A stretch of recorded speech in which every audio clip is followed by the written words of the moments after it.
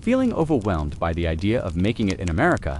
You're not alone. The phrase American dream has been tossed around so many times that it almost feels hollow, but at its roots, it meant something very specific, something far more concrete than vague ideas of success.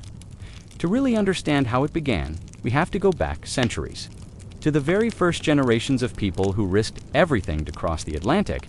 And if you're enjoying this journey into history, make sure to like, comment, and subscribe to Dumb Historian so you don't miss the rest of the story. The earliest version of the American dream wasn't about wealth in the way we picture it today. It wasn't Wall Street, sports cars, or climbing corporate ladders. For 17th century immigrants, the dream was far simpler, and yet far more radical for its time. The chance to own land, practice your faith without fear, and carve out a life free from the suffocating restrictions of Europe. In Europe, especially in countries like England, land was everything. Land meant power, wealth, and security. But unless you were born into nobility, you had almost no chance of owning it.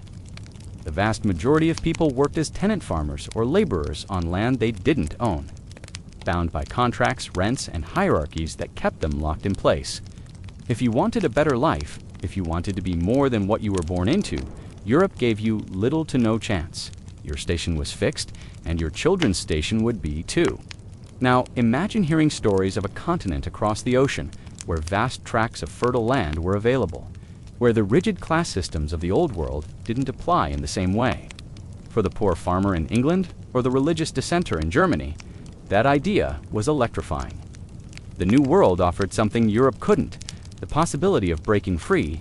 This is why when groups like the Puritans set sail for New England, they weren't just looking for religious freedom, they were also seeking economic independence. Owning a plot of land and working it for yourself wasn't just a financial opportunity, it was symbolic. It meant you controlled your destiny in a way your ancestors never could. The promise of land ownership in America was so powerful that it became the core of this first version of the American dream. Colonists carved farms out of forests, often brutally displacing indigenous people to do so. But in their eyes, they were achieving something extraordinary. They were no longer peasants, bound to another man's estate. They were landowners, even kings in their own small realm. For a man who might have been nothing but a hired hand back in England, the transformation was almost unimaginable. Religion was another crucial piece. In Europe, governments and churches were deeply entangled. If you strayed from the official faith, you could face persecution, fines, or worse. America became the great escape valve for groups who wanted to practice their beliefs without interference, whether it was the Puritans in Massachusetts, the Quakers in Pennsylvania, or the Catholics in Maryland. Many of these groups tied their religious freedom directly to the broader dream of liberty. For them, spiritual independence went hand in hand with economic independence. To live on your own land and pray as you saw fit, this was the first true taste of what we now call the American dream. By the 18th century, this dream had been given a more formal voice in America's founding documents.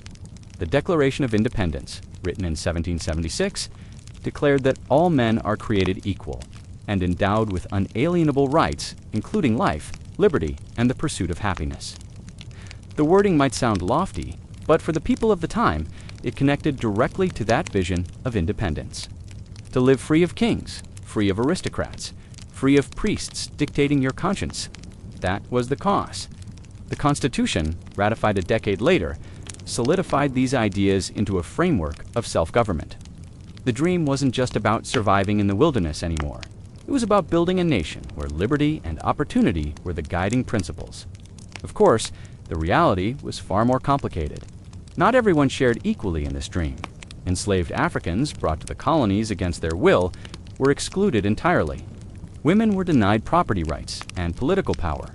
Native Americans, who had lived on the land for centuries, were pushed aside or destroyed to make room for settlers chasing their dream of ownership.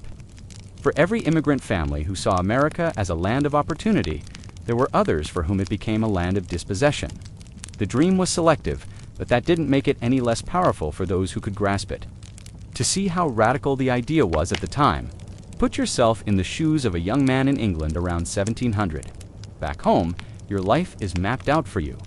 You'll rent a small cottage, till fields that belong to someone else pay taxes you have no say in, and worship in a church you may not agree with.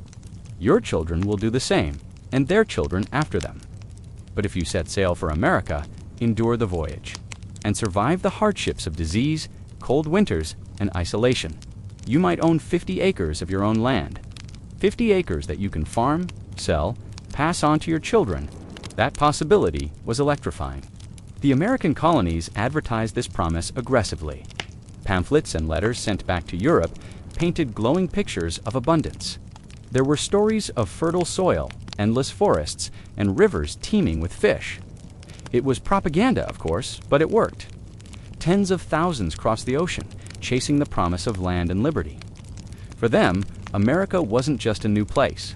It was a new chance at life. This dream of land ownership became so embedded in American culture that it lasted well into the 19th century. Even after independence, the government promoted westward expansion by offering land grants to settlers. Programs like the Homestead Act of 1862 continued to reinforce the idea that America's promise lay in giving ordinary people control over their own piece of earth. It was an idea that drew immigrants from across the world: Irish fleeing famine, Germans fleeing political unrest, Scandinavians looking for farmland. For all of them, the vision of America was simple: a fresh start, land of your own, and the freedom to live without an overlord.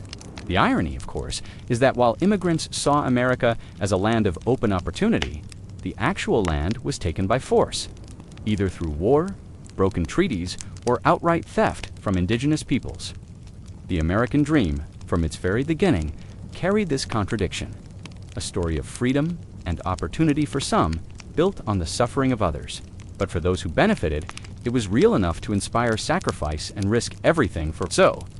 The original American dream was not a dream of excess or wealth in the modern sense. It was about survival, yes, but also about independence. To stand on your own land, to provide for your family, to worship as you pleased.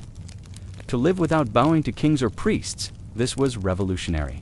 It was what drove millions to uproot their lives and gamble everything on the promise of a new world. And that's where the story begins.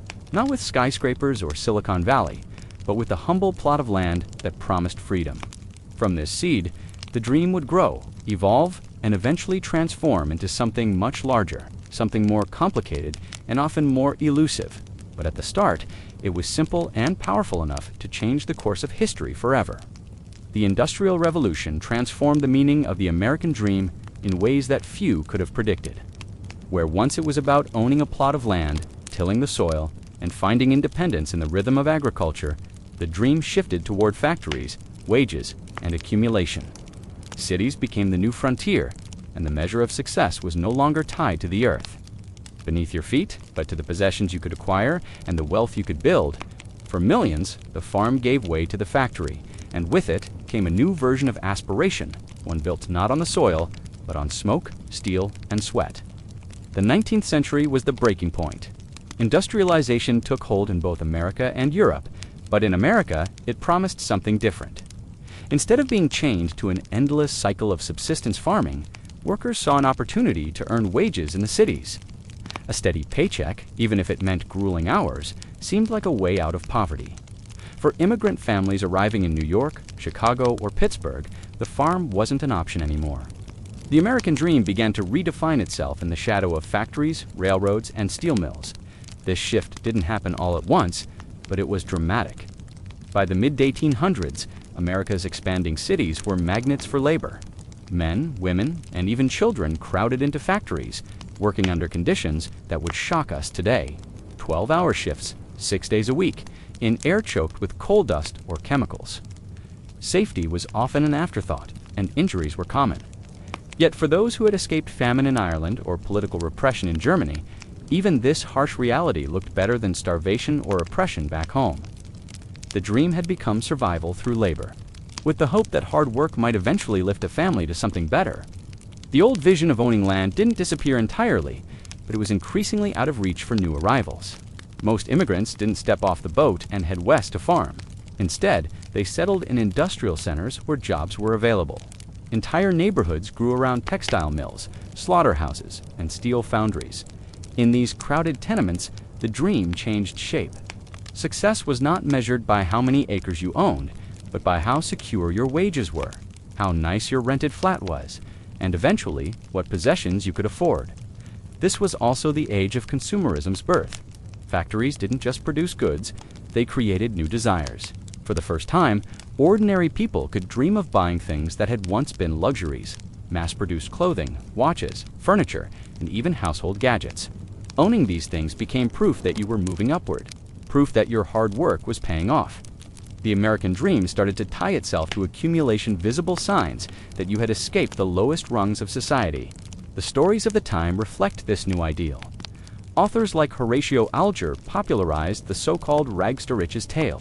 His novels, while formulaic, struck a chord with millions. They told stories of young boys who started with nothing, endured hardship, and through sheer determination, honesty, and hard work, climbed into prosperity. Though fictional, Alger's stories provided a roadmap for how people imagined the dream could work in an industrial society.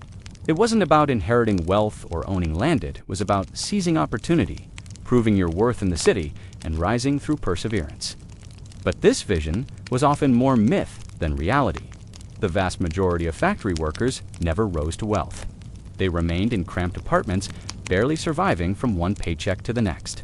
The dream was there, dangled in front of them, but in practice, it was often just out of reach. Still, the myth persisted because there were always a few who made it. The occasional immigrant who built a small business, the factory worker who saved enough to open a shop, the young man who rose from an errand boy to a manager. These exceptions gave millions hope, convincing them that upward mobility was possible, even if most would never achieve it. Industrial wealth also reshaped cities themselves. Skyscrapers began to rise, symbols of ambition and prosperity. But beneath them, poverty festered. Tenements housed entire families in single rooms. Disease spread quickly in these overcrowded spaces, and children often worked instead of going to school just to help put food on the table. Life in industrial America was brutal, and yet the dream of climbing higher kept people pushing forward. It was always about the future, about what their children might achieve, even if they themselves never escaped the grind. For African Americans, the shift during the Industrial Revolution presented both opportunity and bitter disappointment. After the Civil War, many moved north during the Great Migration, seeking jobs in factories and an escape from southern shepherds. The promise of wages and independence seemed like an extension of the dream. But racism and segregation meant they were often confined to the lowest-paying jobs and the poorest neighborhoods. The dream of accumulation was harder for them to reach, yet the hope of a better life kept driving families to the cities. The industrial version of the American dream was also deeply tied to risk. Workers gambled everything by leaving farms, villages, and homelands to try their luck in the city. For every person who managed to climb upward, many more were broken by the harsh conditions. Injury, illness, and poverty crushed countless families. But even so, the dream endured. Because it was no longer just about survival, it was about the belief that effort itself could bring reward. By the late 19th and early 20th centuries, consumerism had fully taken hold. Department stores showcased a dazzling array of goods. Advertisements promised happiness, beauty, and status through purchase. Owning a home filled with factory-made furniture, dressing your children in store-bought clothes, and even something as small as owning a pocket watch became signs of respectability. These possessions became symbols of dignity, markers that you had escaped the lowest rungs of society. It's important to see how far the dream had shifted. In the colonial era, the dream was tied to independence. Your own land, your own faith, your own survival. In the industrial age, it was tied to dependence on wages, factories, and mass production. Independence gave way to accumulation, and liberty gave way to labor. It was a harder, dirtier dream, but it was the one that defined the lives of millions. The Industrial Revolution didn't just change economies, it redefined aspirations. To many, success was no longer about escaping the hierarchy of kings and nobles, but about climbing the hierarchy of bosses and owners. The American dream became a ladder, one where each rung was marked not by acres tilled, but by paychecks earned and possessions acquired. This transformation wasn't cleaner or easier than the old dream. It was harsher, more uncertain, and more exploitative. But it reshaped what people believed was possible in America, setting the stage for a new age of ambition, competition, and struggle. The soil was replaced by steel, the plow by the punch clock, and the farmer by the factory worker. And with that, the American dream took on an entirely new form, one defined not by land, but by accumulation. The years after World War II reshaped the American dream yet again, this time into something polished, uniform, and strikingly suburban. With victory came prosperity, and with prosperity came a reimagining of what success looked like. The dream was no longer rooted in farmland, nor the crowded factories of industrial cities, but in neatly plotted neighborhoods with rows of identical houses, two-car driveways, and the now iconic white picket fence. For millions of families, this was the picture of triumph, a tangible reward for sacrifice during the war. Yet beneath the image of perfection lay pressure, conformity, and silent struggles that many rarely spoke about. The post-war boom made this dream possible. Returning soldiers, many of whom had faced years of horror overseas, came back to a country determined to reward them with opportunity. The GI Bill was central to this. It gave veterans access to low-interest home loans, education, and job training, opening doors that had been closed to earlier generations. Suddenly, homeownership wasn't just for the wealthy. It became accessible to ordinary working-class men, giving rise to vast suburban developments like Levittown in New York, where entire neighborhoods could be built in a matter of weeks using mass production methods. These new homes were modest by modern standards, small yards, simple layouts, and limited designs, but they represented independence, stability, and ownership. For many who had grown up in cramped city apartments or endured the poverty of the Great Depression, stepping into a single-family home with a lawn was nothing short of a miracle. The dream of land ownership had returned, but this time it was shrunk down into a suburban parcel. Instead of endless fields, success was measured in quarter-acre lots, manicured hedges, and a mortgage payment that, for the first time, seemed manageable. The economic engine behind this suburban ideal was powerful. Factories that once produced tanks and planes now churned out cars, refrigerators, washing machines, and televisions. Consumerism exploded, and with it came the idea that filling your home with modern appliances was just as important as owning the home itself. A suburban house wasn't complete without a shiny car in the driveway or the glow of a TV in the living room. These things weren't luxuries anymore. They were expectations, woven into the new version of the American dream. The nuclear family became the centerpiece of this vision. A working father, a stay-at-home mother, and 2 or 3 children became the cultural standard, promoted endlessly in advertisements, films, and television shows of the 1950s. Sitcoms like Leave It to Beaver didn't just reflect reality, they shaped it, selling Americans an image of what life was supposed to look like. This put enormous pressure on families to conform. A man's worth was tied to his ability to provide, while a woman's success was measured by the quality of her home, cooking, and child-rearing. To stray from this template often meant social stigma or quiet judgment from neighbors. Yet the dream was not as universally accessible as it appeared. While white veterans often benefited from the GI Bill and the expansion of suburbs, black veterans and other minorities faced systemic discrimination, redlining banking and housing policies that denied loans to people based on race meant that many were shut out from suburban developments entirely. While some families flourished in freshly painted homes, others were forced to remain in deteriorating city neighborhoods with fewer opportunities. The dream was selective, offering its rewards unevenly and reinforcing racial and economic divides that would linger for decades. Inside the suburbs themselves, the image of perfection often masked private dissatisfaction. The expectation to conform created a culture of silent competition. Neighbors compared lawns, appliances, cars, and even children's behavior. Families went into debt to keep up appearances, and women in particular found themselves trapped in domestic roles that, while celebrated in public, often left them unfulfilled in private. Betty Friedan's The Feminine Mystique captured this in the 1960s, describing the problem that has no name, the unhappiness of housewives, who felt confined by the suburban dream. Behind the smiles of family portraits and backyard barbecues, cracks in the perfect image were already forming. Still, the picket fence paradise was powerful, not just as a cultural symbol, but as a practical reality for millions. Suburban schools, safer streets, and stable communities gave children opportunities their parents had never dreamed of. Higher education became more attainable, upward mobility more tangible.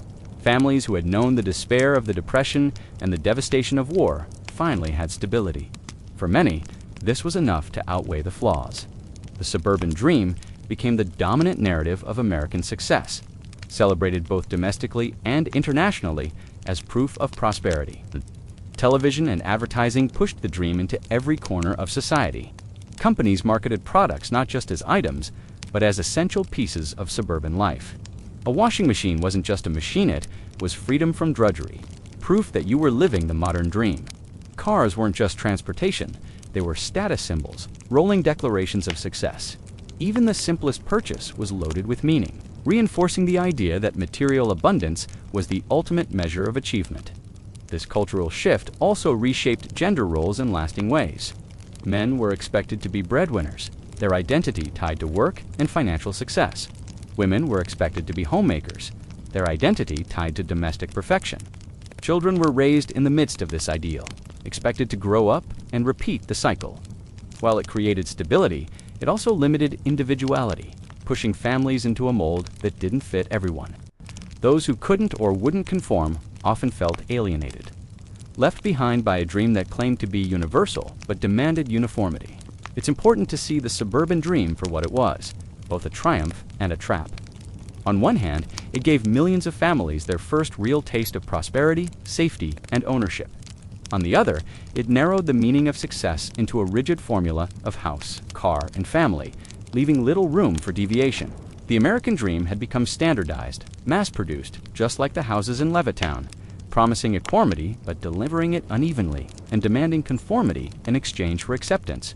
The post-war picket fence paradise was a defining chapter in the history of the American dream. It was built on optimism, prosperity, and government support, but also on exclusion, pressure, and illusion. For those who fit the mold, it was paradise. For those who didn't, it was a reminder that even dreams can cast long shadows. And as history moved forward, those shadows would grow, as new generations began to question whether the promise of a house, a car, and a picture-perfect family was truly the dream worth chasing. By the late 20th century, cracks in the polished vision of the American dream became impossible to ignore. What had once seemed like a clear path education, job security, homeownership, and upward mobility began to fragment under the pressure of economic shifts and social reckonings. The dream, once sold as a universal promise, now revealed itself as far more selective and, for many, increasingly unattainable. The 1970s and 1980s brought the first major signs of strain. Economic recessions, oil crises, and the rise of global competition eroded the job security that earlier generations had taken for granted. Stable factory jobs, the backbone of middle-class prosperity, began disappearing as industries relocated overseas or automated their workforces. A young person entering the workforce could no longer count on the same trajectory their parents had enjoyed, where once a single income could comfortably support a family, own a home, and pay for education. The reality now often demanded two incomes and constant financial juggling. Student debt became one of the clearest symbols of this shift. Higher education, long considered the golden ticket to upward mobility, grew steadily more expensive. Families who once saved modestly to send their children to college now faced tuition costs that ballooned far beyond inflation. Graduates left school burdened with tens of thousands of dollars in debt, stepping into a job market that often didn't guarantee them the salaries needed to climb out of it. For many, the dream of using education as a ladder to prosperity instead became a financial anchor, holding them back just as their adult lives began. Homeownership, the traditional centerpiece of the dream, also slipped out of reach for millions. Housing prices rose sharply, especially in urban centers, where job opportunities concentrated. Wages, however, failed to keep pace.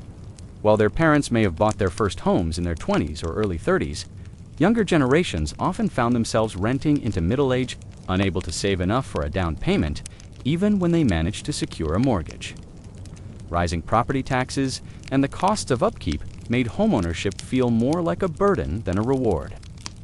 The dream of the picket fence now carried a price tag that seemed designed to exclude all but the most fortunate. This growing economic inequality became one of the defining challenges to the traditional narrative. The gap between the wealthy and the rest of the population widened, with the top sliver of society accumulating wealth at historic rates, while wages for the middle and working classes stagnated. Stories of individuals making it through hard work still circulated, but for many, these stories began to feel like myths outliers rather than roadmaps. The promise that anyone, regardless of background, could achieve prosperity through determination alone rang hollow in a system that increasingly rewarded inherited wealth, access to elite education, or sheer luck. Social justice movements in the latter half of the 20th century further exposed the unevenness of the dream.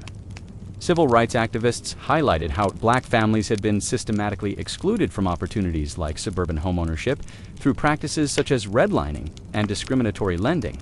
Even with legal barriers dismantled, the economic effects of generations of exclusion meant that minority families often started at a disadvantage.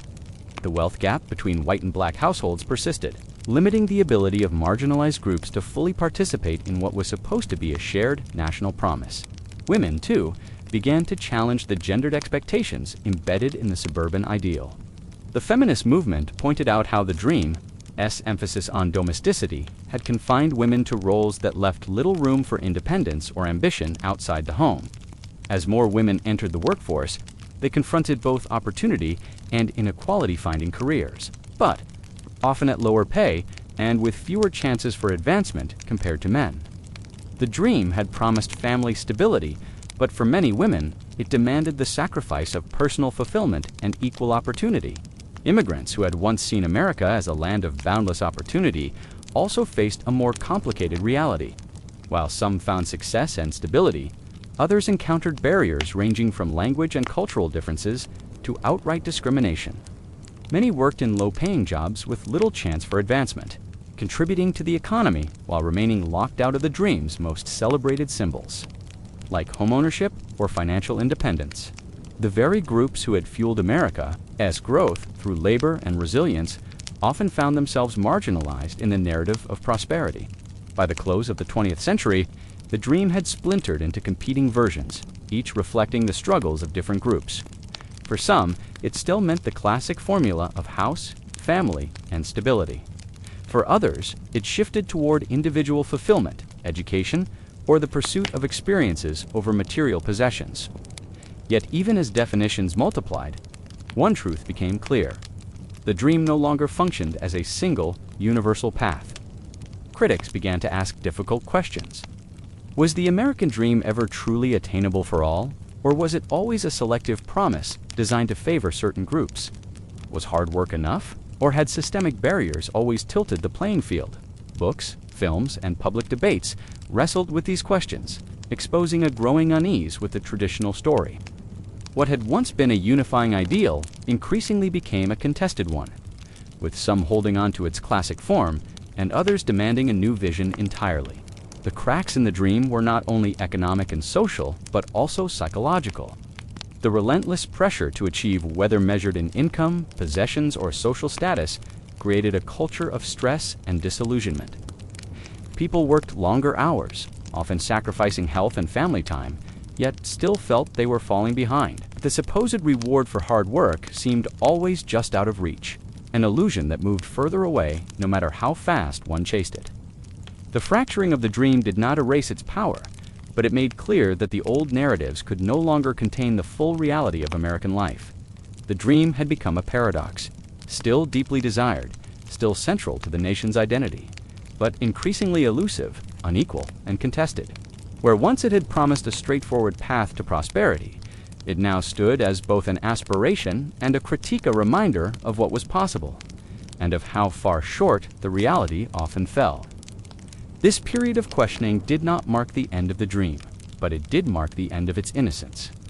No longer could Americans look at the dream as a simple story of hard work rewarded. Instead, they had to confront the hard truth that the dream's promises were unevenly distributed, its costs heavy, and its reality far more complicated than the myth that had been told for generations. The American dream has never been static, and today it is being reshaped more rapidly than at almost any other point in history. What once revolved around land, homeownership, or wealth has evolved into something broader, more personal, and often more intangible.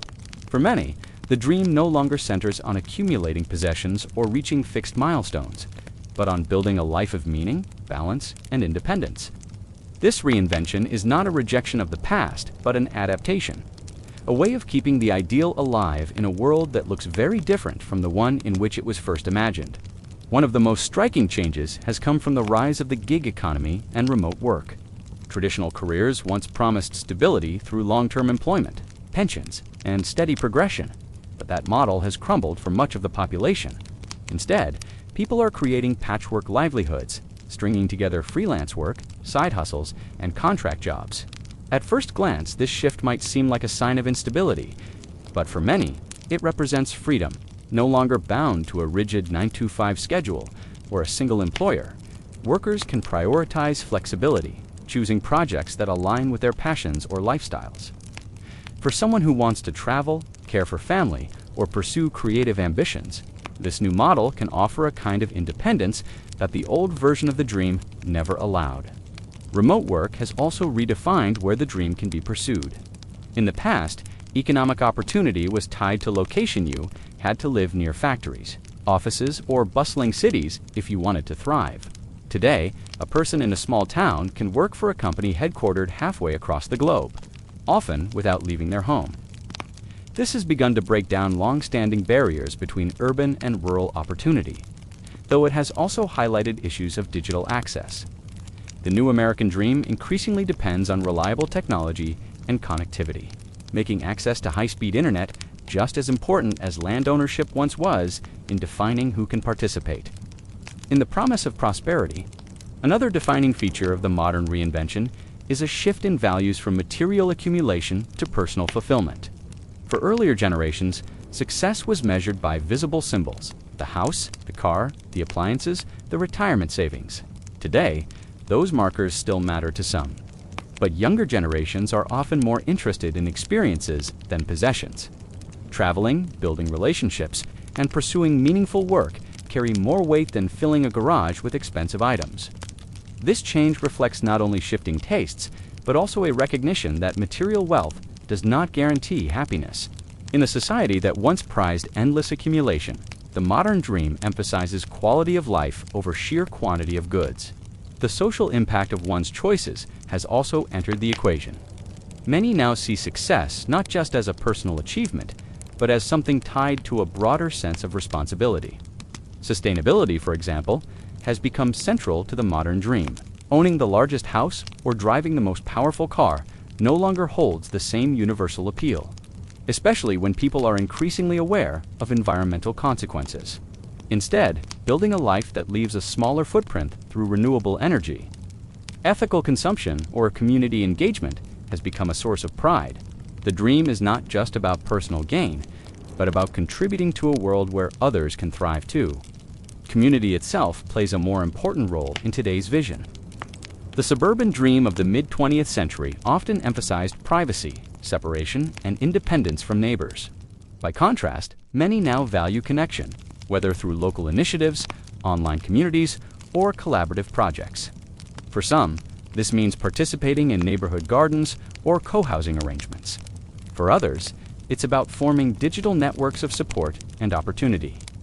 Success is no longer imagined as standing alone atop a mountain, but as being part of something larger, where achievement is measured in collective well-being as much as individual prosperity. Equity and access remain central to this reimagining. The traditional dream was always unequal, and its exclusions are now openly discussed. People are demanding a version of the dream that is not reserved for certain races, genders, or classes, but accessible to all. Movements advocating for racial justice, gender equality, and workers' rights are not just challenging past injustices, but reshaping the idea of what it means to live the dream today. Equal pay, affordable housing, healthcare, and education are increasingly seen not as luxuries, but as necessities for making the dream real. Without these foundations, the promise risks remaining just that, a promise never fulfilled. Technology has also introduced new dimensions to the dream. Social media, for instance, allows individuals to build careers, businesses, and even entire identities that would have been impossible a generation ago. A person can now turn a hobby into a livelihood, reaching global audiences without ever entering a traditional workplace. This has democratized opportunity in some ways, but it has also created new pressures. The curated lives displayed online often exaggerate success, fueling comparisons and unrealistic expectations. Yet, even with these challenges, the ability to carve out unique paths in the digital world reflects the modern emphasis on individuality within the dream. The reinvention of the American dream also reveals itself in attitudes toward work-life balance. Earlier generations often wore exhaustion as a badge of honor, equating long hours and relentless labor with success. Today, many reject that notion. The dream is not to work endlessly, but to work with purpose while leaving room for rest, relationships, and health. Choosing a job that offers less pay but more flexibility, or prioritizing mental well-being over career advancement, has become a legitimate expression of success. The dream has widened to include not just what you achieve, but how you live while achieving it. At its heart, this new vision of the American dream is more adaptable than any of its earlier forms. Where the agrarian dream hinged on land, the industrial dream on wages, and the suburban dream on homeownership, the modern dream resists a single definition. It is as diverse as the people who pursue it, shaped by personal priorities and social realities. For some, it still means financial security and homeownership. For others, it means freedom from debt, the chance to travel, or the ability to spend time with loved ones without constant stress. What ties all these variations together is resilience. Despite economic downturns, political turmoil, and social upheaval, the idea of the American dream endures. People continue to rework it, bending it to fit new challenges while refusing to let it die. It has become less of a rigid formula and more of a framework, a story that can be rewritten to reflect both personal aspirations and collective progress. If the American dream once told people what success should look like, today it asks them to define success for themselves. This reinvention has kept it alive, proving that even as the world changes, the desire for a better life remains constant. And if this story has shown us anything, it's that the American dream, for all its flaws and fractures, is still one of the most powerful forces shaping how people see themselves and their future.